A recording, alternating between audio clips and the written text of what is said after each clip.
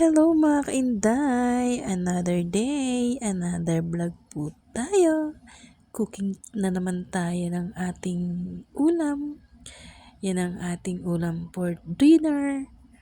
Magluluto lang tayo dyan mga kainday ng pork steak again with a twist. Yan.